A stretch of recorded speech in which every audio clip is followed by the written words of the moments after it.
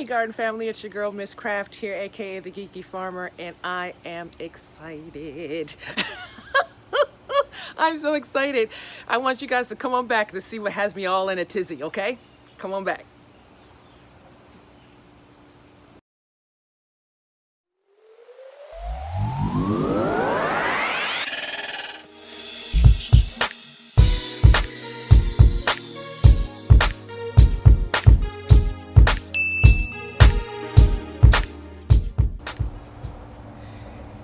Yes, garden family, it's your girl, and it is a beautiful, beautiful Saturday afternoon here in Zone 7B.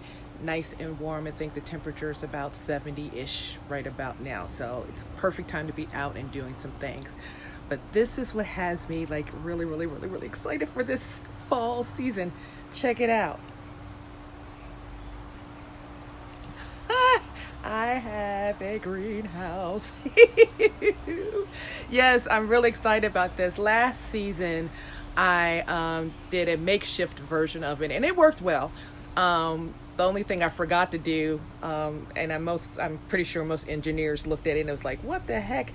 I forgot to put a pitch in the top, so when it rained, the rain would come on off of it and sheet off. But this year I decided to go shopping. You know, I was going to put it back up again, the one I made before, with the pitch this time. But I said, if I can find something that's already, prefabbed and within reason, I would do it. And I was able to find this on an online store that is known for having an overabundance of their stuff. I hope that you can figure it out where I'm talking about, where I got this. And it was relatively inexpensive. It was under $100. I'm positive, because I wouldn't have spent more than what I paid for the original one for. So I'm sure it was under $100. But it's a 5 by 10 foot structure with a flat back, so I can put it right against the house, as you can see. The reason why I have it here is, one, because it makes it even more of a microclimate by being up against the brick. So as the house warms, I'm in more of a northeastern type of exposure here, so I still get full eastern southern exposure as the sun moves around, so I get a lot of sun back here. And it does heat the bricks up against the house, so I'm going to have heat radiating off of the bricks, plus the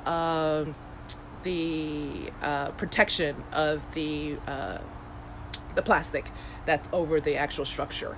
And it's tons and tons and tons and tons and tons of room in there. I was able to get everything I needed to get in there. So let me show you what I have in there so far.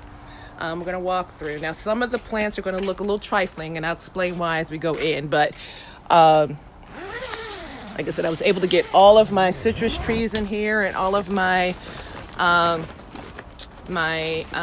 frost tender plants in here. So as you can see, I have my that plot right there is a lychee, and I have a in this pot right here, this plant right here is a sugar apple, baby sugar apple there. And I have my lemongrass and all here. Okay, so you can see all the citrus are in here. I have my ginger plant here, and I have a turmeric back there, over there.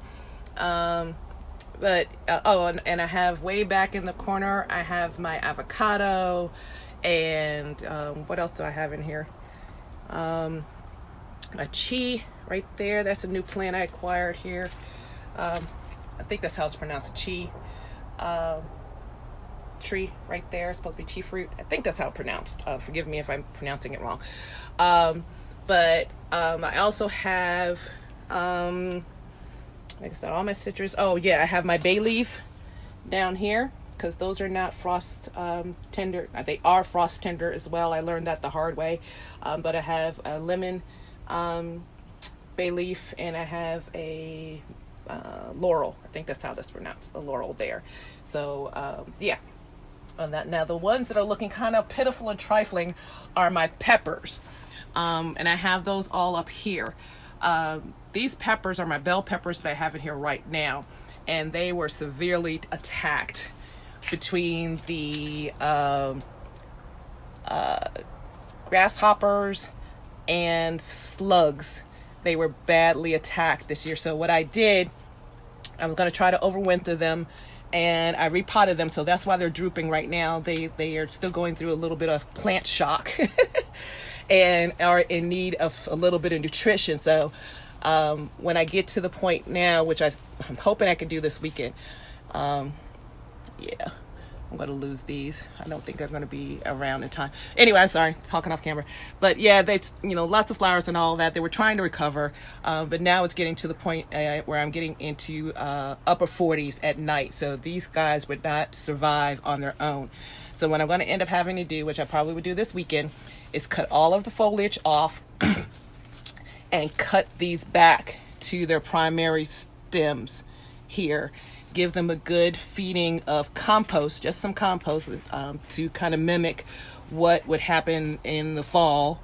So get a little compost down there and cover them with a little mulch, and hopefully these guys will overwinter and come on back, and maybe this year following year I'll get some actual bell peppers on here. I had several. Matter of fact, there's another one. This one's really in trouble, but hopefully I can bring it back. But as you can see that hole right there? They were going to town on these poor little puppers, and no matter what I did outside, matter of fact, here, you can see here, they were getting attacked about just about everything. Poor things.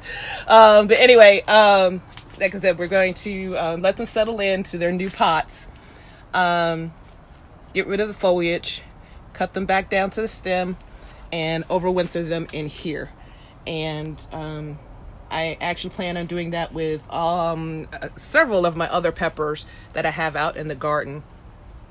Definitely the Peter pepper is coming in here. We're going to clip that back and set him in here and see if we can get him to overwinter. Matter of fact, I was going to make that a separate video and as part of the single seed challenge, and show you how I plan on overwintering the peppers and setting them up hopefully for success with the following season. Okay, so now you see why I'm all in a tizzy. I got a greenhouse. I got a good one. It does look like it does gather compensation, which is not a bad thing. That means it's got some humidity in here. One of the things I do plan on doing is finding a small space heater for like those really, really super duper cold nights that I can set in here. And what I'll probably do is set it right here on this shelf and put some kind of protection over it so it doesn't get wet on this shelf. And check it daily to make sure everything's okay. But I think we'll be fine doing that. But I think we are all prepared for fall for some of our plants, and I think we should see some nice recovery going into next spring. What do you guys think? Okay, so that's all I really have to show. So I hope you can glean something from this. This is how I plan on protecting my plants for the fall, and hopefully again next spring everything will be springy. And with that, I will see you guys on the flip side. Love you. Bye now.